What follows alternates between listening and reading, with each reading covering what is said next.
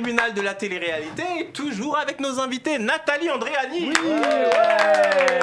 Grâce à Nathalie, vous l'avez reconnu, il est tout beau, il est là avec nous, c'est Sacha Bliss. Aux côtés de Sacha, on a des téléspectateurs car le principe de notre émission, je vous le rappelle, il vous suffit de vous inscrire sur le site internet de la chaîne à l'adresse www.people24.tv ou sur le site de la chaîne partenaire téléréalité.tv, rubrique casting, et on vous accueillera dans l'émission. Donc aux côtés de Sacha, il y a la charmante Carla. À côté de Carla, il y a la non moins charmante Justine. Et face à Justine, il y a la non moins charmante Keisha. Et voilà, donc on débat, vous le savez, chaque semaine de la thématique de la télé-réalité. Nous décortiquons comme ça les émissions, nous décortiquons les candidats. J'ai oublié quelque chose, Keisha, parce qu'elle me regarde avec un regard. Il me semble qu'on a oublié Vincent. C'est pas grave, on oublie. Chaque tour, on oublie quelqu'un, c'est pas mal. Non mais, il est là, c'est comme mon frère et je l'oublie. J'ai essayé de pas rire. Vincent, excusez-moi. C'est pas grave, Excusez-moi. Voyez, j'étais déjà plongé. Et j'étais tellement pressé de rentrer dans le sujet. Bah lui, il a de la chance. J'étais tellement pressé de rentrer dans le sujet suivant que voilà. Alors, on va aborder une thématique finalement dont on parle de plus en plus parce que c'est un constat. Alors, pensez-vous qu'il est à la mode de faire aujourd'hui de la chirurgie esthétique pour être candidat de télé-réalité, parce que de plus en plus de candidats font de la chirurgie et l'assument. Donc j'aimerais bien que nous mettions ce sujet aujourd'hui au sein du tribunal de la télé-réalité. Nathalie, souhaitez-vous être l'avocate ou procureur dans un tel sujet ? C'est compliqué, là je crois que je vais être obligée d'être des deux côtés parce que j'ai du pour et j'ai du contre, mais réellement. D'accord. Alors, je ne vous demande pas votre intervention de suite, Sacha. Forcément, comme Nathalie n'a pas tranché, vous, est-ce que vous avez un avis plus tranché ? Souhaitez-vous être l'avocat ou le procureur dans un sujet comme celui-ci ? L'avocat. L'avocat, très bien. Sûr. On va commencer par vous, Sacha. On va commencer par Nathalie pour que vous puissiez réagir, parce que comme il semblerait que Nathalie ait beaucoup de choses à dire, on vous écoute, Nathalie, à ce sujet. Alors, la chirurgie esthétique, je vais dire oui. À petite dose. En fait, le souci qui se passe actuellement, c'est que tous les candidats de télé-réalité, pratiquement sans exception, passent par la case chirurgie. Alors, il faut savoir pourquoi on fait de la chirurgie. Est-ce qu'on la fait parce qu'on a un mal-être et qu'on a envie de corriger un défaut qui est visible ? Et là, franchement, je suis pour à 100%. Moi-même, j'ai fait de la chirurgie. J'ai refait ma poitrine il y a 10 ans, bien avant la télé-réalité, parce que j'avais pas de poitrine, c'était un complexe. J'ai voulu le faire et j'assume pleinement. Après, faire de la chirurgie parce qu'on a des complexes... qui sont, j'ai envie de dire, inexistants. Dans l'esprit, j'ai un grand nez, j'ai des grosses oreilles, j'ai pas des jolies joues, etc. Où ça devient des complexes qui sont pas réels, du moins aux yeux de tout le monde. Ça va être de la réparatrice. Je trouve que c'est un petit peu dommage, surtout quand c'est fait pratiqué par des filles qui ont 18 ou 19 ans, pour ressembler à des critères esthétiques, à la Kim Kardashian, etc. Quand ça touche ce domaine-là, je suis contre la chirurgie esthétique. Je pense que tout ce qui est opération esthétique, c'est très dangereux. Faut pas rêver, c'est pas forcément tu vas sortir, tu vas être d'une beauté incroyable. Il peut y avoir des ratages, faut pas l'oublier. Donc passer par la case chirurgie comme ça, sous une lubie, j'ai envie de dire, non, il faut faire très attention. D'accord, on l'a entendu, Nathalie, c'est son point de vue, il est marqué. Sacha, je voudrais entendre votre point de vue sur la question de la chirurgie esthétique. Alors moi, j'en ai fait. Je ne dirais pas quoi, mais je l'ai fait vraiment parce que j'avais un complexe. J'osais pas franchir le cap tout seul parce que j'avais peur, voilà. Un jour, j'avais vu un reportage que Jazz avait fait avec un célèbre blogueur, je ne sais pas si je peux citer son nom. Oui, bien sûr, ici on peut tout dire. Voilà.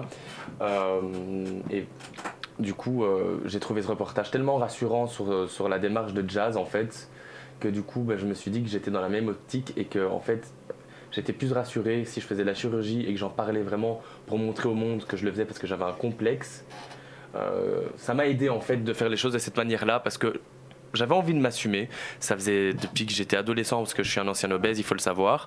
Ok, je suis un faux mince à la base, je suis mince dans mes vêtements, on dirait que je suis tout fit, mais j'avais quand même des amas. Enfin voilà, bref, je me comprends.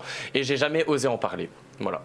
Et un jour, voilà, Jérém Star m'a proposé, parce que je lui en ai touché un mot, et j'ai vraiment kiffé en fait pouvoir partager mon expérience, pouvoir dire que la chirurgie c'est quelque chose qui, oui, il faut réfléchir, il faut pas le faire parce que c'est un effet de mode, parce qu'on veut être le plus beau, la plus belle, mais qu'il faut le faire avant tout pour se sentir bien. Alors j'ai fait 2 fois de la chirurgie. Voilà, et aujourd'hui je me sens vraiment très très bien dans ma peau. Mais maintenant, voilà, une fois qu'il n'y a plus rien à faire, une fois que le problème il est réglé, il ne faut pas non plus détruire le visage, il ne faut pas non plus détruire le corps, il faut faire vraiment les choses pour soi. Mais il y en a qui font ça sans cesse parce qu'ils veulent être le number one, ils veulent qu'on les remarque alors que c'est pas ça le but. Parce qu'une beauté naturelle, c'est très très beau, mais à partir du moment, même si les gens disent que tu n'en as pas besoin, mais que toi tous les jours tu te réveilles, tu n'arrives pas à te regarder dans le miroir et que quelqu'un te propose de t'accompagner et justement d'en parler pour peut-être aider les gens, tu ne penses pas plus loin qu'aider les gens toi-même en osant parler de tes complexes. Et j'ai reçu plein de critiques négatives, t'as fait ça pour faire le buzz, t'as fait ça pour ceci, t'as fait ça pour cela. Ben non les gars. Ok, je vais le dire, ma pénoplastie, elle a pu paraître complètement folle, mais il y a des gens vraiment qui complexent. Parce que ça fait partie de la nature humaine d'avoir des rapports charnels et on se regarde toujours avant. Mais si on n'ose pas se regarder même de là, par exemple, comment on veut être bien avec sa partenaire? C'est un rôle important et moi je trouve qu'on aura beau dire ce qu'on veut, tant que ça aide et que ça a un impact psychologique sur la personne positif, pourquoi pas, peu importe ce que les autres vont dire. Alors Sacha, si vous le permettez, moi ici, encore une fois, je le dis à chaque émission, on n'est absolument pas là pour donner des leçons ou quoi que ce soit. On fait simplement, on pointe une situation par rapport à la télé-réalité. D'accord ? Là, vous avez dit quelque chose de très juste, Sacha. Tant que ça aide la personne, etc. Alors, désolé pour la question, mais je me dois de le faire parce que je me mets du côté du téléspectateur cette fois-ci. Mais alors, pourquoi le rendre public ? Parce que du coup, ok, vous êtes dans des environnements médias où il y a du monde qui vous suit sur les réseaux sociaux, mais pourquoi le rendre public alors pour le coup? Parce que je trouvais ça justement, et j'ai quand même réfléchi. Honnêtement. Ouais. Oui, vous voyez bien que je m'en fous de tout depuis qu'on a commencé les émissions. Tout à fait, vous êtes très franc, donc c'est ce qu'on aime. Continue à l'être, Sacha. Ah oui, non, mais je m'arrêterai jamais. Mais si je l'ai fait, c'est parce que d'abord j'ai hésité. Pourquoi vous l'avez rendu public? Parce que justement, j'estime à me donner un certain âge, j'avais 27 ans. Moi, j'avais 27 ans quand je l'ai fait. Allez, dans 3 ans, j'ai 30 ans, je sais bien où j'en suis dans ma vie. Je sais ce que je veux, je sais ce que je veux plus. Et je sais que je suis quelqu'un qui assume énormément ses choix. Alors pourquoi aller faire semblant, comme toutes ces filles qui ont le nez en trompette, qui disent « Ah non, on m'a cassé le nez, alors on m'a juste opéré pour me remettre la cloison. Excuse-moi, meuf, s'il te plaît, t'avais le nez de Pinocchio, maintenant t'as un nez en trompette. » Voilà, c'est pas bien justement. Les gens vont plus te comprendre et vont plus prendre les choses à la sérieux. Quand tu dis j'ai fait de la chirurgie, peut-être que ça vous plaît pas, mais moi ça m'a aidé psychologiquement, mais je n'encourage pas à le faire si c'est juste un effet de mode, il faut le faire pour soi. Les choses dites comme ça, le message passe mieux et le message il est mature et il est sincère. D'accord. Alors avant de donner plutôt qu'une Mila qui dit il faut que je rebondisse rapidement. C'est ce que j'allais faire. Avant de donner la parole à nos amis téléspectateurs, je vais redonner la parole à Nathalie et ensuite Vincent qui va intervenir. Mais je veux quand même rajouter un autre paramètre si vous le permettez dans le débat. On l'a dit encore une fois, nous on débat de tout ce qui touche à la télé-réalité. De près, de loin, la chirurgie esthétique clairement fait partie de cela, puisque comme vous l'avez dit au départ Nathalie, beaucoup de jeunes femmes qui sont, et d'hommes qui sont dans ce type d'émission en ont fait. Moi, ma problématique est la suivante, on le sait, la majorité des téléspectateurs sont extrêmement jeunes. Et le fait qu'ils savent à des âges très jeunes que les artistes ou les personnalités qui suivent dans leur émission sont quasiment tous passés au bistouri, quelle image on renvoie? Moi c'est le fait de le rendre public, c'est ça mon interrogation. Alors déjà, c'est pas parce qu'on est médiatisé qu'il faut faire tout en fonction des gens en fait. Je pense que voilà, comme j'ai dit, j'ai 27 ans, je l'ai fait vraiment pour moi. Alors qu'est-ce que j'en ai à faire? Clairement que parce que je suis connu, parce que je suis ceci, parce que je suis là, je dois pas le faire parce que ça risque de décevoir les gens. En attendant, c'était moi qui rentrais chez moi le soir et qui n'osais pas rencontrer de garçons par exemple ou me regarder dans le miroir parce que j'étais mal. Alors ouais, je l'ai fait, je l'ai rendu public parce que justement, j'ai pas de honte à dire que j'ai été une personne qui se sentait mal dans sa peau. Ça s'arrête là. On vous applaudit sur ça parce que vous répondez vraiment avec beaucoup de sincérité, beaucoup d'honnêteté, et c'est très respectable. Nathalie. Moi, ce que je veux dire, c'est que la plupart des candidats de télé-réalité qui font de la chirurgie, il ne faut vraiment pas mentir là-dessus, le font gratuitement. C'est des partenariats. C'est-à-dire que s'il n'y avait pas ces partenariats gratuits, allez, à 80%, il n'y aurait pas de chirurgie esthétique. Donc c'est une facilité pour eux de se faire refaire les fesses, les seins, le nez, les oreilles, enlever un peu la liposuction. S'il n'y avait pas de partenariat gratuit, je vous garantis que la plupart ne le feraient pas. C'est très important de le souligner. Super important de le souligner. Voilà. Et c'est fait dans des cliniques en général en Tunisie. Donc les résultats ne sont pas forcément bien. Je ne critique pas, attention, parce que je n'ai pas vu de résultats. Ce n'est pas forcément bien.